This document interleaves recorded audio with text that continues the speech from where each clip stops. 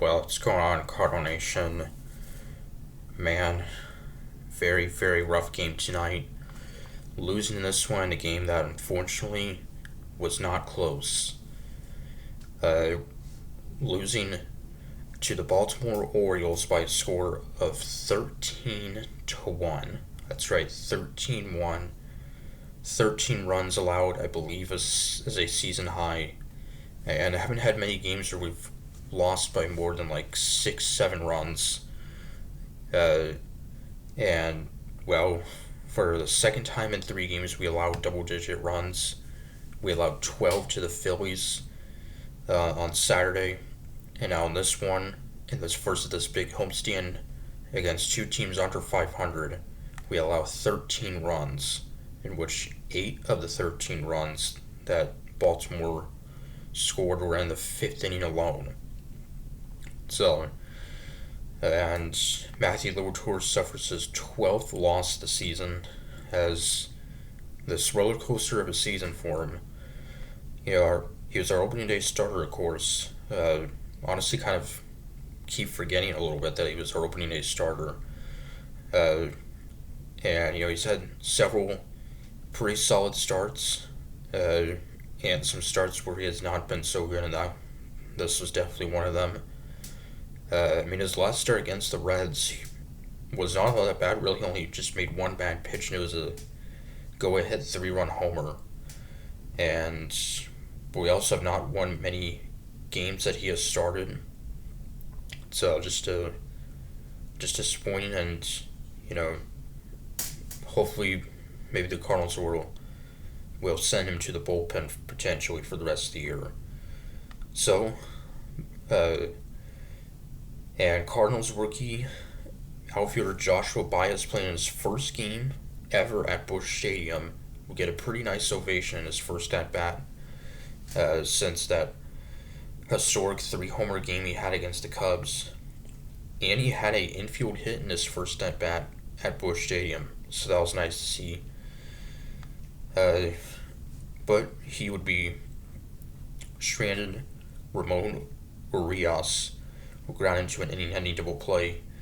We also saw the return of third baseman and actually the DH in this one, Nolan Gorman, who got recalled up as a corresponding move as Mason Wynn went on the IL with a thumb injury. But good news is that he won't be missing much time and actually could and likely will return sometime during our next road trip, which starts out in Los Angeles next Tuesday. So glad that's not season ending. Then the top of the third, Baltimore would take a 3-0 lead. One swing at the bat, a 3-run home run by Pete Alonso. Home run number 31 on the season for Alonso. He's been one of the best players in the league ever since he debuted. Had a historic rookie season with 50 homers with the Mets in his first year with Baltimore. So that would make it a 3-0 lead then. 3 batters later, solo home run by third baseman Christian Encarnacion Strand that went 450 feet to left center. So that would make it a 4-0 Baltimore lead. But obviously there's still a lot of game left. And in the bottom of the third, the Cardinals would respond. Our only run of the game, a solo home run off the bat of Nathan Church, his 10th year, 42nd RBI, and a scoreless 4th inning for Liberatore. But things would get really ugly in the top of the 5th as 3 back-to-back singles, then a walk to load the bases, and RBI single by Kobe Mayo would score 1 run to make it a 5-1 game, and that would be the end of the night for Libby, so 4+ innings, and was charged with 8 runs. Peter Strzelecki would come in, who was pretty solid in the road trip, but first batter he would face, give up a 2-run single, strike out the next batter, but then a hit by pitch would reload the bases, then have a bases loaded walk to make it 8-1, 2-run single by Leody Taveras to make it a 10-1 game, then Jackson Holliday, of course, the son of Cardinals Hall of Famer Matt Holliday, with an RBI single to make it 11-1. Then Alonso with the double to make it a 12-1 game. So, disaster inning. There's still just one out. Caleb Ferguson would then come in, would get the final two outs, and would get pitched in the sixth inning and give up an RBI double to Dylan Beavers to make it a 13-1 Baltimore lead. And yeah, I was thinking, man, after, settled things down in the fourth with a scoreless inning, I was hoping we'd allow only 1 or 2 runs to score to at least keep us in it in the fifth, and 8 runs on 7 hits in the fifth inning, and a pretty long inning too that lasted like 30 minutes. So, and Ryan Fernandez with 2 scoreless innings, so nice to see that. And with us being down by 12 runs for the second time in 3 days, the Cardinals send catcher Pedro Pages to the mound. And it was, ironically, a scoreless inning for Pages. He would allow a hit, but nothing else. So after he allowed a home run to Kyle Schwarber Saturday, scoreless outing here, but, it's not necessarily great to see when you have, a position player pitch, for the second time in less than a week. So,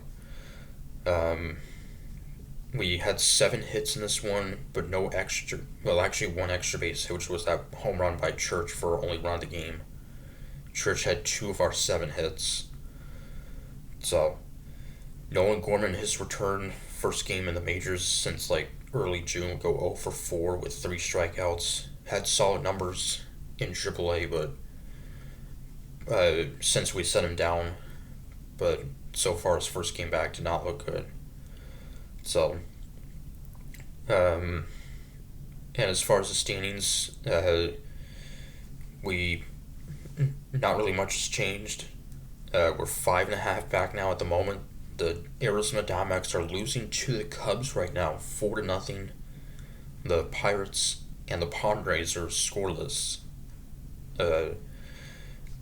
Miami Marlins lost out as well to the Red Sox. So, but just disappointing. So hopefully you can bounce back tomorrow night. Kind of feels like a must win after that. Getting swept in Philly. We're a strike away from winning Sunday. Blew that lead, and now allowing 13 runs in this one to Baltimore. I mean, it has a solid, nice young lineup, but just disappointing.